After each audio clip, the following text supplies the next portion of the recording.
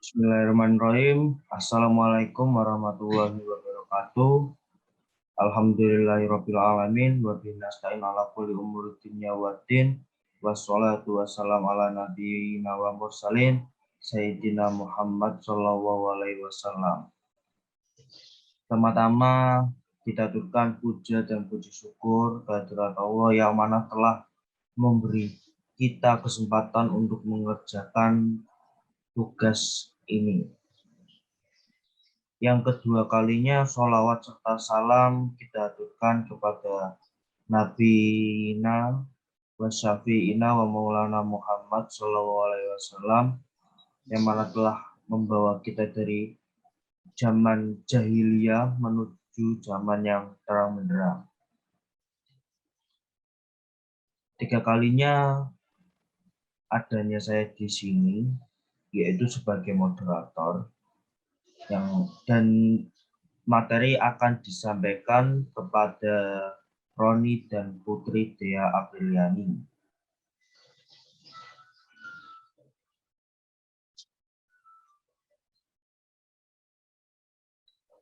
Ayo mulai.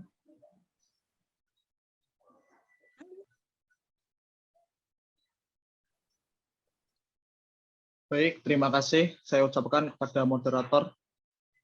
Langsung saja pada pembahasan hadis dan perkembangannya. Hadis adalah segala yang disandarkan kepada Nabi Muhammad SAW yang menjadi tumpuan umat Islam hingga saat ini. Ajaran agama Islam memiliki kitab suci Al-Quran sebagai petunjuk hidup. Hadis sebagai sumber hukum kedua setelah Al-Quran.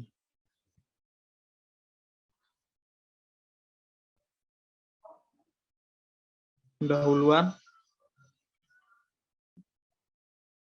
Hadis segala sesuatu yang langsung pribadi Nabi Muhammad SAW selama kurung lebih 23 tahun dan merupakan kurun waktu turunnya wahyu, yaitu Al-Quran, berbarengan dengan hadis Rasulullah sebagai mubayyin, memberi penjelasan terhadap ayat Al-Quran kepada para sahabat.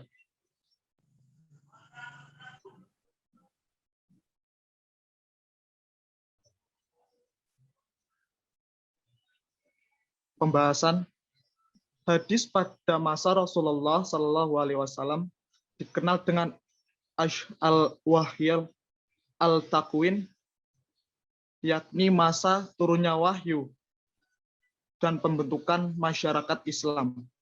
Para sahabat dapat secara langsung memperoleh hadis dari Rasulullah SAW sebagai sumber hadis.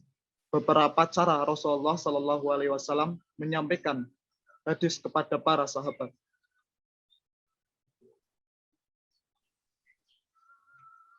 Yaitu sejarah dan perkembangan kodifikasi hadis, yaitu menyusun dan mengumpulkan kodifikasi, penulisan, dan pembukuan hadis Nabi berdasar perintah khalifah agar hadis dan ayat Al-Quran tidak bercampur pada masa itu.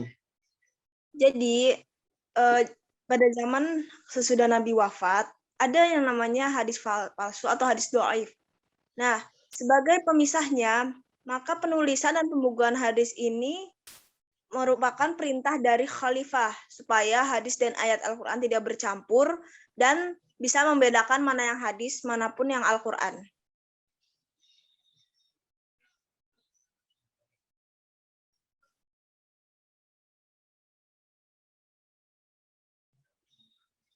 Baik, selanjutnya kodifikasi hadis secara resmi yang melatar belakangi kebijakan Umar Ibni Abdul Aziz membukukan hadis secara resmi.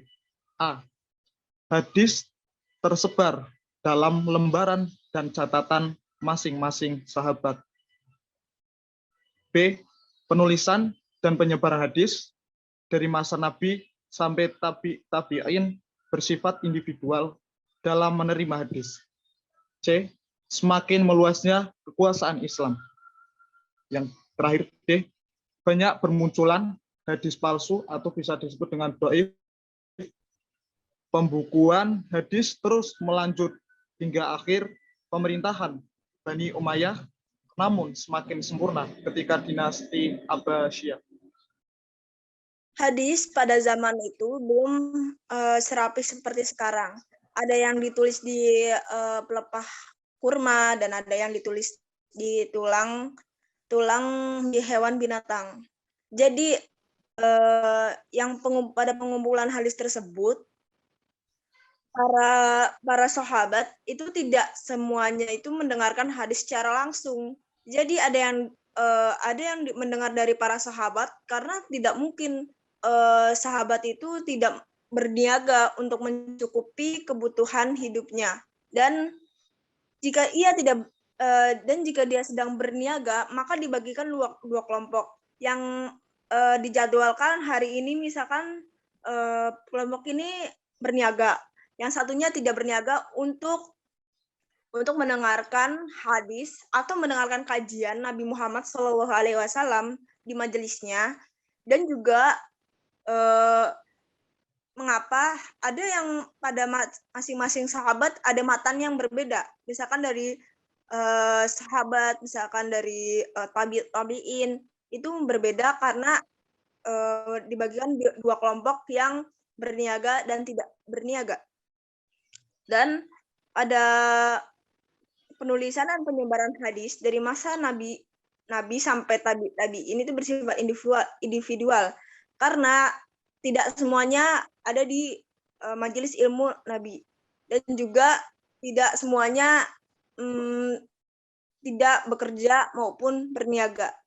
Yang ketiga, semakin meluasnya kekuasaan Islam, yakni dibutuhkan hadis-hadis karena di zaman itu ada nabi yang palsu dan hadis-hadis yang palsu yang bisa menyesatkan para umat. Banyak bermunculan hadis palsu atau dhaif. Pembukuan hadis terus berlanjut pada pemerintahan Bani Umayyah akhir, namun semakin sempurna ketika dinasti Abbasiyah. Kenapa di dinasti Abbasiyah? Karena kejayaan Islam ada di dinasti Abbasiyah.